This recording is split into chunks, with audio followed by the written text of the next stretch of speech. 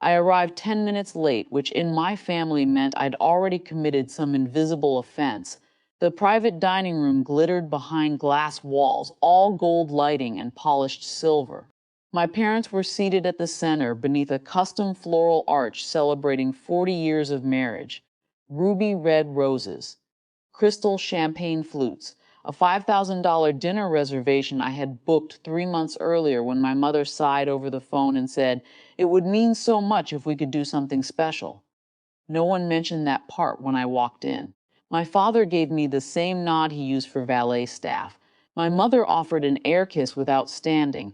Around them, my aunt, uncle, cousins, and their spouses filled the long table, already halfway through appetizers and expensive wine.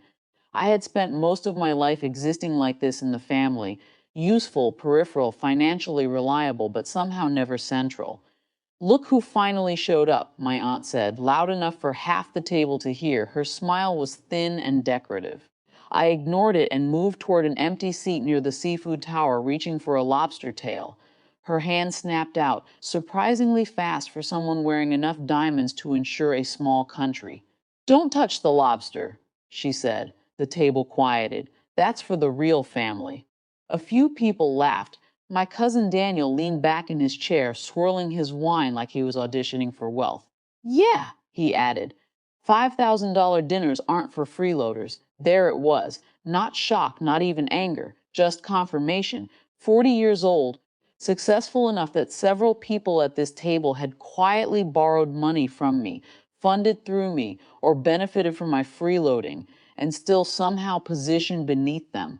I looked at the lobster, then at Daniel, then at my aunt, and for the first time, I didn't feel hurt. I felt finished. I smiled, picked up the lobster, took a slow bite, set the fork down carefully, no speech, no dramatic exit, no raised voice, just a napkin on the table and the soft sound of my chair sliding back. I walked out. The first call came before I reached the elevator. Then another, then my mother. I silenced them all. In the rideshare home, I opened my banking app. There it was, the reservation charge. Pending, my card, because when the booking was made, my mother had promised they'd sort reimbursement later. I stared at it for maybe 5 seconds, then reversed the charge. By the time I got home, my phone was vibrating nonstop. Apparently, restaurants become very interested in immediate payment when $5,000 authorizations disappear mid-service. Apparently, public embarrassment feels different when there's a manager involved. I didn't answer. Instead, I opened my email and located the anniversary gift I had arranged 6 months prior, a 14-day Mediterranean family cruise, fully booked, fully paid, fully under my account, cancellation policy, still refundable. I canceled it. The confirmation email arrived seconds later. I forwarded it to my parents with one sentence. "Since I'm not real family, I assumed you wouldn't need this." Then I turned my phone face down and made tea. By midnight, 83 missed calls, 14 voicemails. Countless texts ranging from fury to desperate damage control. Daniel called me petty. My aunt called me unstables, my mother cried. My father, for once, skipped moral superiority and went straight to economics. "Do you understand what you've done?" Yes, for the first time I did. I had interrupted a system. That was the real crime. For years I had played my assigned role: the convenient child, the dependable wallet, the emotional outsider who compensated for exclusion by overgiving, and they had grown comfortable with that arrangement until suddenly I wasn't participating. The next morning, my mother left a voicemail softer than the others. "We never meant." I deleted it before she finished because intention didn't matter anymore, only pattern. Over the following weeks, various relatives reached out, each revising history in creative ways. "It was just a joke. You overreacted. Family shouldn't be transactional." That last one almost made me laugh.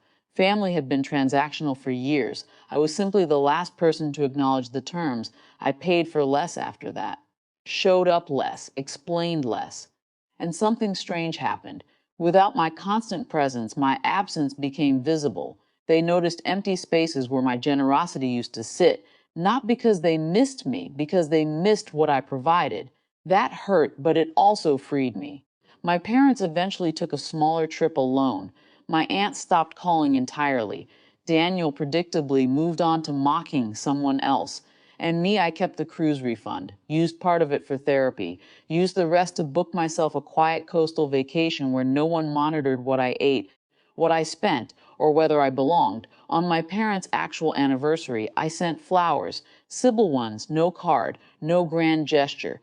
Just enough to acknowledge the day without re entering the performance. Some relationships don't end in explosions.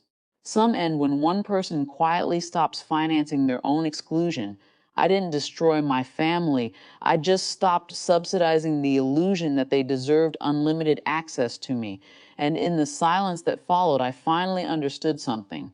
Being treated like an outsider hurts. But choosing not to return to the table, that felt like peace.